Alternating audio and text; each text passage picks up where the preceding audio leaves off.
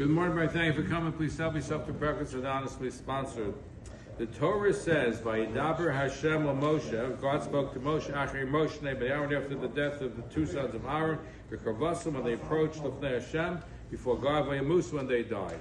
So Chazal give different reasons why did Nadav and Avihu pass away. Why did they die? But the Das Kain Mibali Tosfos brings a medrash, a fascinating medrash, and a frightening one.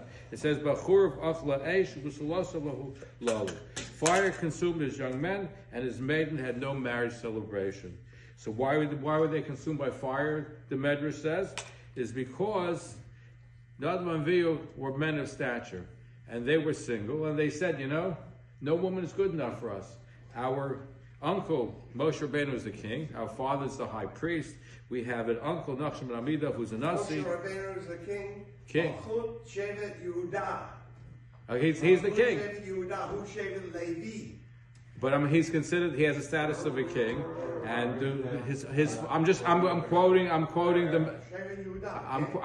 medrash. Anyway, so our uncle is the king. Our father Kohen Gadol. Our other uncle is Nadav and Avihu. We're vice priest. No woman is good enough for us. So that's Ken also says.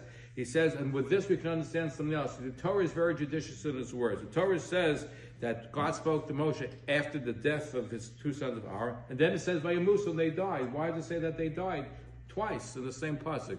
So the reason is the first allusion is to the fact that they died because of the fire. The second allusion, they died without children. Somebody who dies without children is considered dead as well. That's what the Das Kain of Bali tells us. So I'm just quoting what they're saying.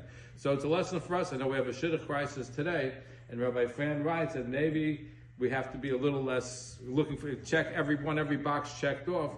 We're looking for the absolute perfection. Absolute perfection doesn't exist. That was Nadav and Avihu's mistake. They felt nobody was good enough for them.